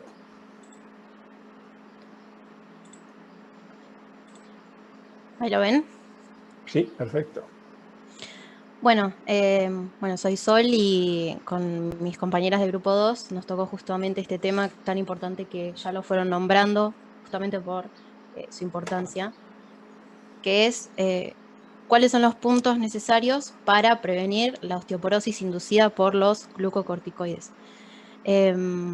Para introducir un poco, los glucocorticoides endógenos, como ya dijeron, son importantes en la fisiología normal, en condiciones normales, para los huesos y para conservar el metabolismo y la homeostasis. Y los glucocorticoides exógenos, como son los fármacos, como ya dijiste, la prednisona, van a funcionar limitando o regulando el sistema inmune mediante disminución de ciertas sustancias en la inflamación. Entonces, los pacientes generalmente que van a usar estos fármacos son, por ejemplo, con enfermedades inflamatorias, alergias, o también, por ejemplo, pacientes que necesiten aliviar sus síntomas, por ejemplo, que tengan cáncer. Entonces, ¿qué pasa en la osteoporosis? Cuando hay un aumento de los glucocorticoides, puede afectar a nuestro organismo. Y esto se traduce en una osteoporosis y es, digamos, el primer efecto adverso por el consumo de fármacos de manera sistémica y prolongada en el tiempo, por más de 3 meses, como ya fueron diciendo, y además es la primer causa de osteoporosis secundaria, lo cual se va a ver no solo efectos, o sea, más allá de efectos sobre el hueso, efectos en la calidad de vida del paciente, porque además de tener una patología subyacente con todos lo que eso va a conllevar, va a tener un mayor riesgo de fracturas por la fragilidad, digamos, por lo que se produce de la rápida pérdida de la masa ósea y de la calidad, como ya venían hablando. Entonces, un poco de cómo actúan los glucocorticoides. Bueno, van a actuar sobre las células y sobre el metabolismo. Van a inducir apoptosis de los osteoblastos, de los osteocitos, por lo cual se va a disminuir el número y calidad de los osteoblastos, por ende disminuye la formación ósea y la reparación del daño del hueso. Además, como hoy mencionaban al principio, se van a aumentar la expresión de ciertos receptores, los RANKL, que van a provocar la osteoclastogénesis, y esto disminuye a la osteoprotegerina, que va a ser la que nos protegería. Entonces, esto hace que aumente la resorción ósea. Otras consideraciones que pudimos llegar a leer es que los glucocorticoides actúan a nivel del metabolismo del calcio, ya que disminuyen la absorción a nivel intestinal y aumentan la excreción a nivel renal. Y también hay ciertas consideraciones según las patologías, porque, por ejemplo, diversas interleucinas, como la interleucina 1 o factor de necrosis tumoral alfa, inducen ciertas isoenzimas que afectan, aumentan los efectos de los glucocorticoides. Entonces, para la prevención hay ciertos puntos claves. Primero hay que tener en cuenta, como ya venían diciendo, que hay diversos factores importantes. Por ejemplo, la dosis, generalmente se habla de la prednisona, y de cuánto es el tiempo en el cual el paciente va a estar con ese tratamiento, se habla de mayor a 3 meses. Entonces, otra cosa importante es la densidad mineral ósea al comienzo del tratamiento, y además tener en cuenta los factores individuales de esa patología subyacente. Bueno, la prevención, yo diría principalmente un acompañamiento desde la clínica, desde recomendaciones, consejos sobre el estilo de vida saludable, de una alimentación adecuada, que cumpla con los requerimientos necesarios de vitamina D, calcio. Además, aconsejar acerca de que el paciente, si es que está fumando, abandone el hábito tabáquico y disminuya el consumo de alcohol, y asimismo aumente el ejercicio en la medida de lo posible. Además, se debe suplementar calcio y vitamina D, como vinieron diciendo, entre 1000 y 1200 miligramos por día de calcio, y entre 600 y 800 unidades internacionales por día de vitamina D. Y acá pusimos que los tratamientos preventivos para las personas que están con glucocorticoides, pusimos los criterios según la Sociedad Española de Reumatología, que también lo fueron nombrando. Es primero tratamiento inmediato a personas que la dosis principal sea mayor o igual a 30 miligramos de prednisona. Pero en mujeres posmenopáusicas o varones mayores a 50 que tengan una dosis de mayor o igual a 5 miligramos por día de prednisona y además tengan, por ejemplo, antecedentes de fractura por fragilidad o un mayor riesgo de FRAX, por ejemplo, FRAX mayor o igual a 3% de cadera, también esas personas tienen que tener un tratamiento para la osteoporosis. Y por último, el tercer criterio es mujeres premenopáusicas y varones menores a 50 que estén con un tratamiento mayor o igual a 7,5 miligramos por día de prednisona y también con un antecedente de fractura y disminución de la densidad mineral ósea. La densitometría ósea la pusimos para mencionar su importancia. Su importancia radica, según las recomendaciones, en cómo vamos a seguir digamos, la evolución de los pacientes en el tratamiento. Se recomienda realizar una densitometría ósea al comienzo y luego repetir en 6 meses, sobre todo para ver los efectos adversos, si se está llevando bien los tratamientos y para realizar algunas cambios en el tratamiento.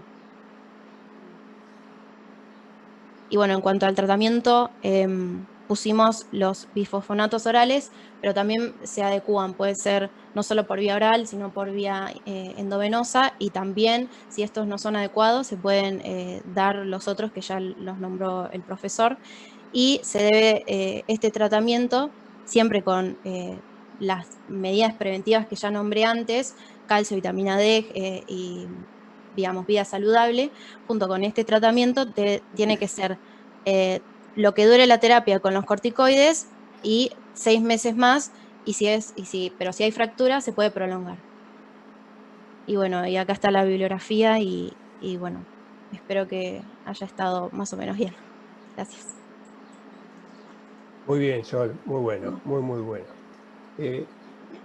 Yo voy a ver si puedo agregar algo más, pero en principio quería comentar sobre la repetición de la densitometría. Vos dijiste que a los pocos meses de haber hecho el tratamiento con corticoides, de haber iniciado, repetir una nueva densitometría. Sí, tal cual como están en distintas guías.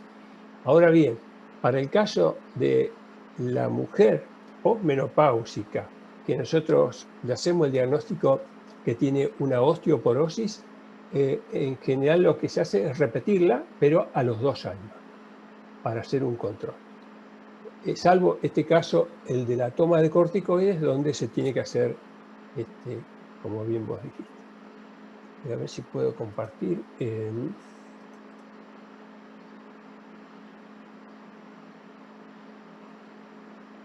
Sí, esto es ya no tanto en la prevención del paciente que toma corticoides, sino esto es en líneas generales.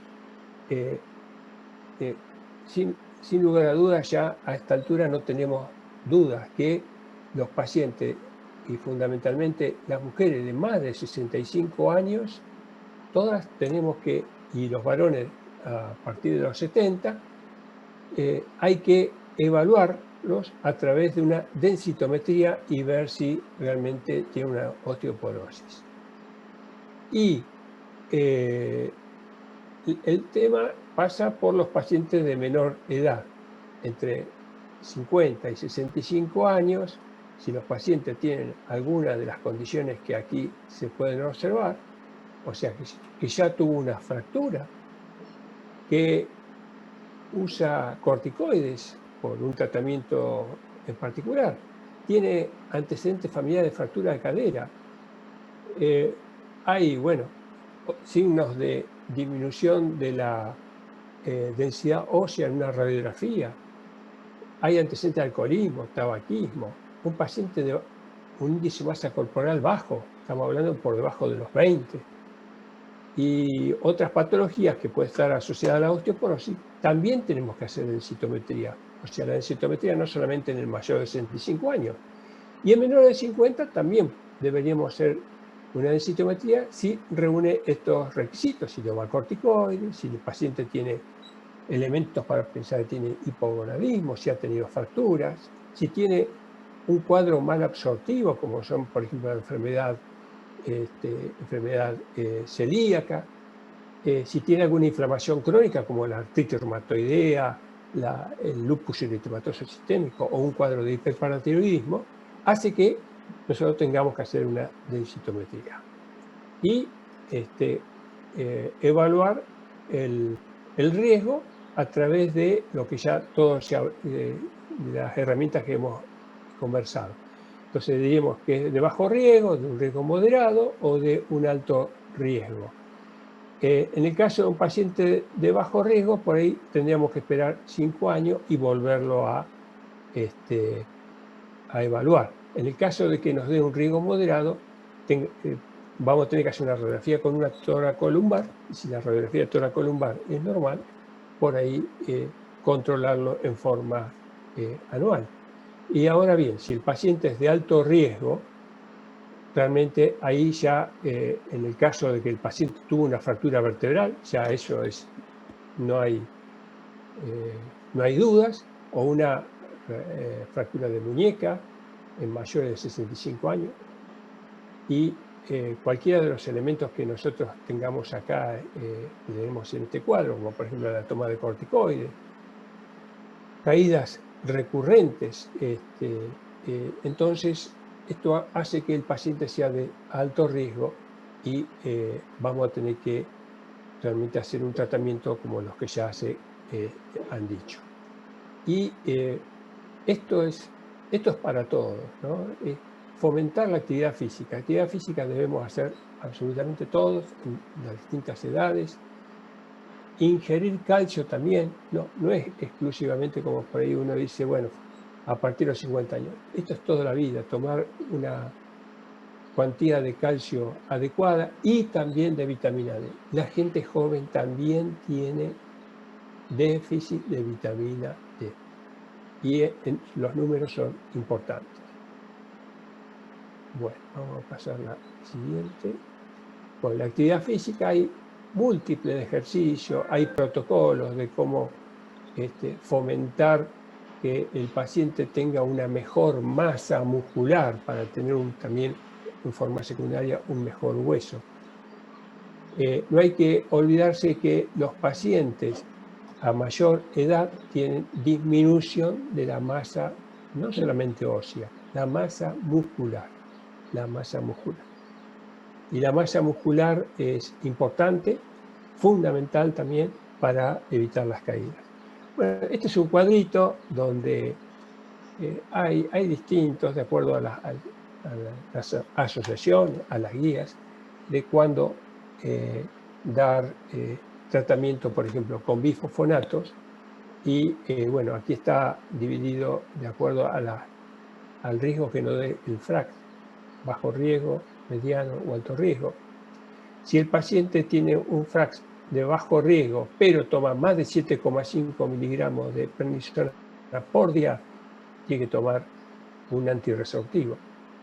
Lo mismo si el paciente tiene un riesgo mediano, pero toma menos de 7,5, pero por ser de riesgo mediano, tiene que tomar un antirresortivo. Y bueno, y los pacientes de alto riesgo tienen que, aunque tomen menos de 5 miligramos por día de corticoides, tendrían que tomar un bifosfonato. Entonces, lo importante acá es enfatizar lo que se dijo recién, de tratar en estos pacientes que van a recibir corticoides por un tiempo, que antes tengamos una densitometría, para luego poder comparar y saber qué ha pasado a través del tratamiento con corticoides y del tratamiento antirresortivo que seguramente le vamos a tener que agregar, y siempre teniendo en cuenta que también vitamina D y calcio. Bueno, yo invitaría al último grupo que nos queda,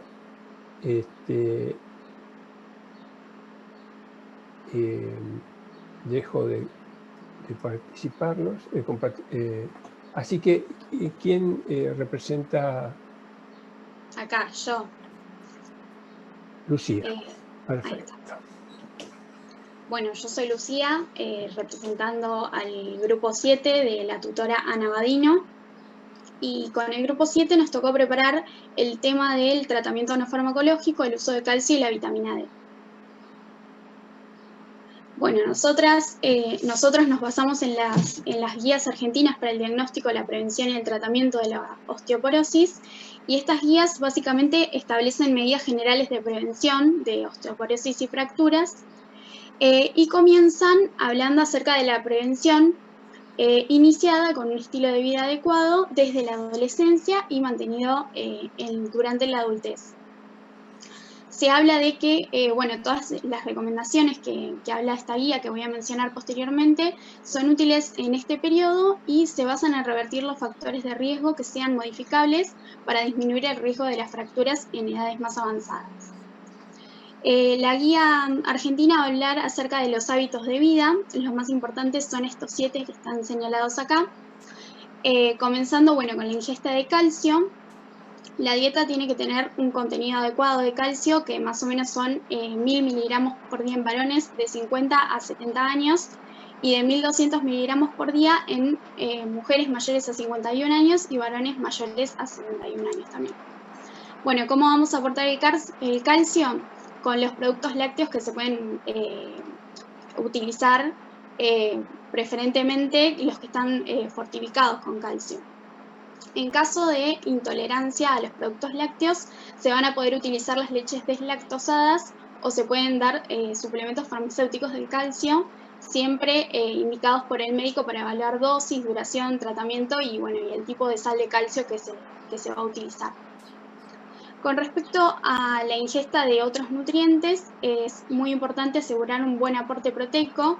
El buen aporte proteico va a estar dado por 1 gramo de proteínas por kilogramo por día, y de otros nutrientes como lo son las vitaminas y los minerales.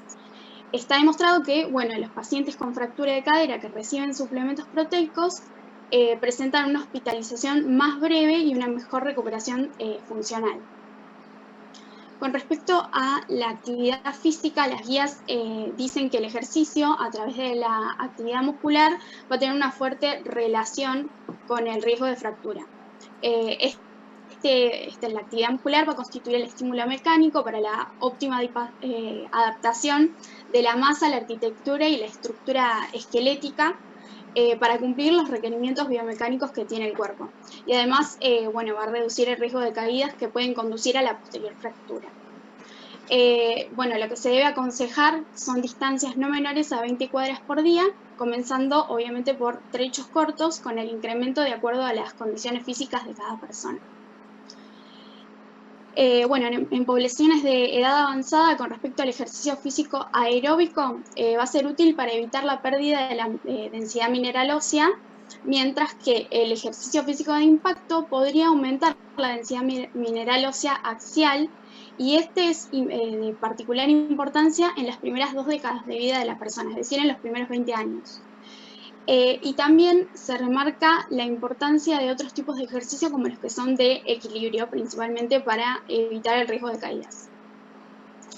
Bueno, con respecto al sol y a la vitamina D, que ya lo fueron nombrando un poco, la vitamina D, bueno, se va a formar en la piel por la exposición a los rayos ultravioletas, se encuentra en muy pocos alimentos y su función es favorecer la absorción del calcio en el intestino.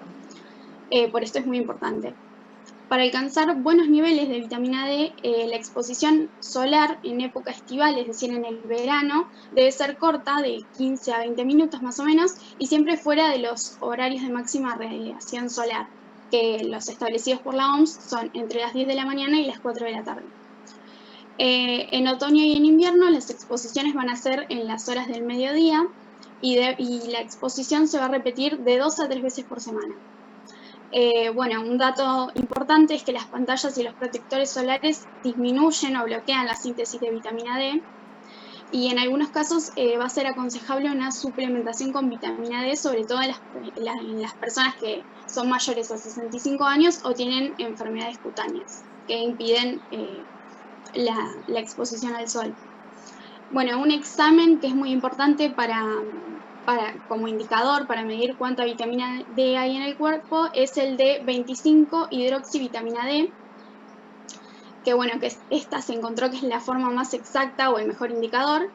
y su monitoreo en pacientes con osteoporosis se va a realizar a los 3 meses después de iniciada una suplementación adecuada, digamos. La suplementación adecuada es de 800 a 2000 unidades internacionales por día. Y se va a considerar como nivel sérico óptimo al mayor de 30 nanogramos por mililitro. Bueno, además, algo importante sobre la vitamina D, además de los efectos esqueléticos que fui nombrando, también tiene acción protectora sobre la fuerza muscular, bueno, el equilibrio y la caída.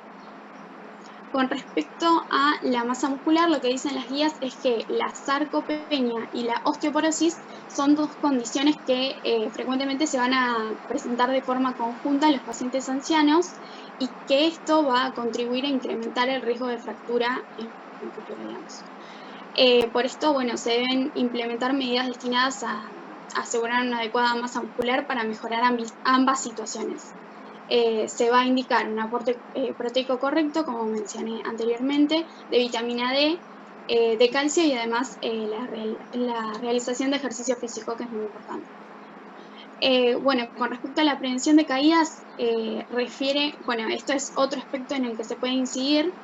Las caídas van a aumentar el riesgo de fracturas y suelen asociarse a causas modificables o corregibles, como puede ser el uso de sedantes, hipotensores, hipoglucemiantes, que pueden volver más lentos los reflejos o incidir, digamos, afectar a la coordinación neuromuscular. También, bueno, otra de las causas de las caídas son los trastornos de la visión, los obstáculos en la casa, como las alfombras, los cables sueltos, la mala iluminación, entre otras, y también la presencia de animales domésticos. Bueno, la medicación principalmente que reciben habitualmente debe ser evaluada todos los años para identificar aquellas que pueden resultar perjudiciales en la prevención de estas caídas, y se recomienda realizar ejercicio bajo supervisión por lo menos 2 veces por semana. Y en cuanto a evitar los hábitos de riesgo, se debe evitar aquellos factores de riesgo que se asocian al desarrollo de osteoporosis o el empeoramiento de la densidad mineral ósea, como puede ser el tabaquismo, el consumo excesivo de alcohol o del café, que también lo fueron mencionando anteriormente. Y después, bueno, en la guía argentina de osteoporosis se habla de una pirámide de tratamiento de osteoporosis, en donde en la cúspide, en el primer escalón, va a estar el tratamiento farmacológico, seguido de el consumo de calcio y vitamina D. Después lo va a seguir la prevención de las caídas y, por último, las medidas generales no farmacológicas con respecto a los estilos de vida que fui mencionando: ejercicio, consumo de tabaco, alcohol, dieta, entre otras. Bueno, como para enlazar un poco con el tema del tratamiento farmacológico, las recomendaciones del Comité de Expertos para el Tratamiento de la Osteoporosis y la Prevención de Fracturas refiere acerca de que estos lineamientos de estilo de vida, la ingesta adecuada de calcio, la de vitamina D y la actividad física, van a constituir una recomendación que se debe dar paralela a la intervención farmacológica para la prevención de las fracturas óseas en las personas que tienen muy alto riesgo de sufrirlas. Y bueno, además el esquema de tratamiento inicial recomendado establece que no debe iniciarse el tratamiento sin que el paciente tenga niveles adecuados de vitamina D, y la ingesta y los niveles adecuados de calcio también deben de estar entre los parámetros correctos. Y bueno, eso es todo. Espero que les haya servido. Muy bueno, Lucía, muy bueno.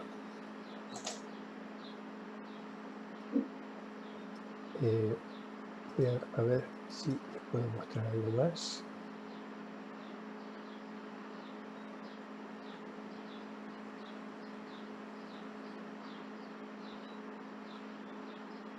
Bueno,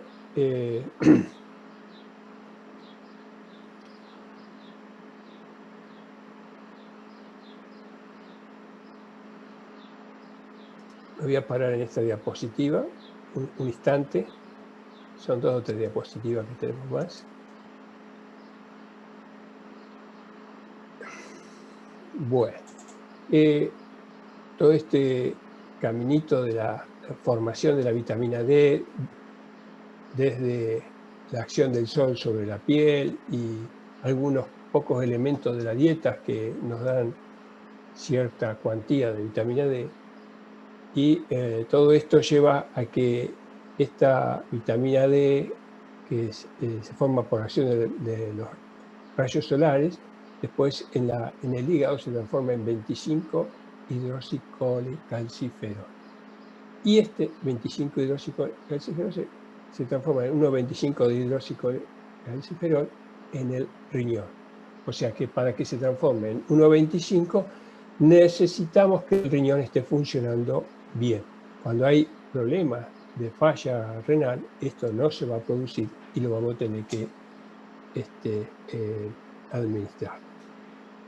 Entonces, pero bueno, se dice que 15, 20 minutos exposición al sol nos garantizan una cantidad de vitamina D. Pero bueno, esto es muy, muy relativo, se reitera permanentemente, pero la cantidad de vitamina D depende de la latitud donde vivimos. Si nosotros estamos viviendo cerca de Ushuaia o cerca del Polo Norte, seguramente vamos a tener carencia de vitamina D. Depende de la estación del año, no es lo mismo el invierno que el verano. También, como ven aquí, la polución ambiental tiene que ver. Y hay factores personales que están en relación a la edad. A mayor edad hay menor cantidad de vitamina D. Cuando más pigmentada está la piel, hay menor acción y producción de vitamina D. También se comentó que usamos los filtros solares o pantallas solares para protección. Esos elementos impiden que se forme adecuadamente la vitamina D. Obviamente alguien que está vestido de pie a cabeza, si no tiene lugar para exposición, la producción va a ser escasa. También el índice de masa corporal ha aumentado, ojo, hace que haya mayor requerimiento de vitamina D. Este es otro elemento. Entonces, uno se pregunta, ¿cuándo voy a pedirle a mi paciente la medición de 25-colecalciferol en sangre? Bueno, cuando sospecho osteoporosis, siempre tendría que pedirlo. Entonces, en todo individuo de más de 65 años, mujer o varón más de 70 años, debería pedirlo, y en mujeres y varones con factores de riesgo con menos de esa edad, si pienso en la osteoporosis, voy a tener que pedirle el 25-colecalciferol. También tengo que pedir en pacientes adultos que tienen historia de caídas y de fracturas, como dice acá, no traumáticas, el síndrome de pacientes con síndrome de malabsorción o que han tenido alguna cirugía para, por ejemplo, disminución de peso, la cirugía bariátrica, enfermedades inflamatorias intestinales, como las que se mencionan acá, pacientes que toman fármacos como son los corticoides, de nuevo, pero también anticonvulsivantes. En pacientes con enfermedades reumáticas como la artritis reumatoidea, el lupus, en pacientes con un índice de masa corporal mayor de 30, tendríamos que pedirle 25-colecalciferol.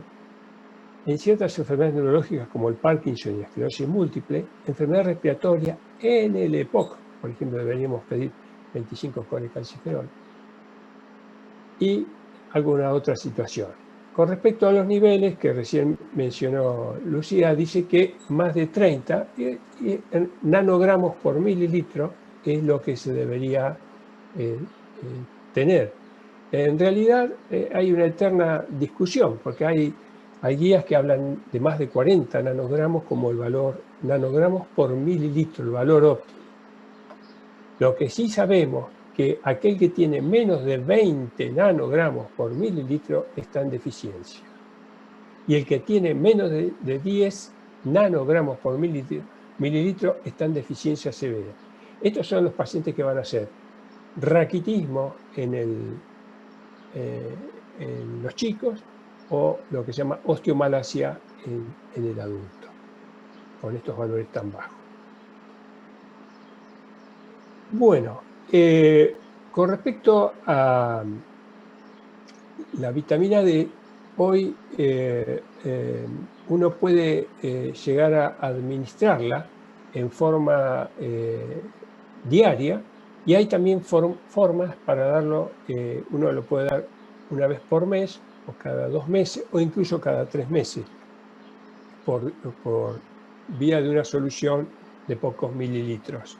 Le doy esa solución y con eso me aseguro entre 2 y 3 meses. Pero bueno, la vitamina D, yo con esto voy cerrando, no solamente tiene su utilidad a nivel óseo, sino quiero remarcar también a nivel muscular. Y como bien se dijo recién, tanto el músculo como el hueso tienen que ver con la fragilidad del adulto mayor y con las caídas. Hay un tema que es en el adulto mayor, que es la sarcopenia, o sea, disminución de la masa ósea. A medida que van pasando los años hay una disminución, y pacientes de más edad tienen menor músculo. Y bueno, hay que asegurarse de tener una buena cantidad de vitamina D, porque esto ayuda a que la sarcopenia disminuya. Y la vitamina D, hoy por hoy, como les comentaba al comienzo, se ha visto que a través de este tema de la pandemia del COVID-19, se ha hecho algunos relevamientos en pacientes internados, y se ha encontrado que en algunos hospitales, por ejemplo en España, el 80% de los pacientes tenían baja cantidad de vitamina D en sangre. Y parece ser que esto tendría algo que ver con la gravedad de los pacientes que pueden tener durante el COVID. Todo esto son hipótesis, pero hay trabajos que se están realizando en este momento para ver si realmente la vitamina D nos protege también de esta pandemia. Y no es porque nos pueda proteger contra este virus. Lo que pasa es que la vitamina D tiene que ver en la inmunidad, y tiene que ver con unas proteínas que son nuestra primera línea de defensa frente al ingreso de un virus, de una bacteria, que son las defensinas. Estas defensinas están de alguna manera activadas por la vitamina D. Significa que si tenemos un déficit de vitamina D, tengamos alta edad, tengamos baja edad o lo que sea, estamos más proclives a estas afecciones. Además, se sabe que la vitamina D produce una disminución de la inflamación que se da en ciertas enfermedades crónicas. Así que la vitamina D está en este momento dando mucho que hablar, y bueno, y hay trabajo, y estamos ansiosos esperando su resultado a propósito de esta pandemia. Yo, antes de cerrar, quisiera, si alguno quedó con alguna duda, con mucho gusto, si se la podemos responder, y si no, si lo haremos por vía mail.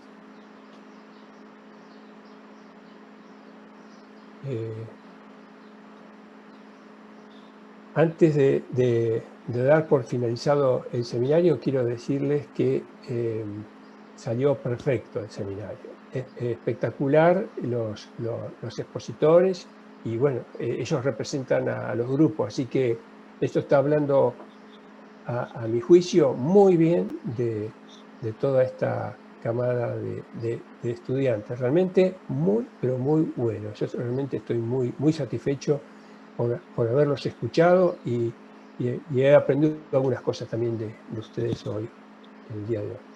Así que bueno, vamos a cerrar el seminario, y cualquier duda que tengan, por favor, ustedes saben cómo comunicarse conmigo. Por ahí, si hay alguna novedad con respecto a otros temas, se los voy a ir también informando. Así que bueno, les deseo que tengan una muy buena unidad 4, y cualquier cosita estoy para servirlos. Gracias, profe. Muchas gracias. Chao. Gracias. Gracias.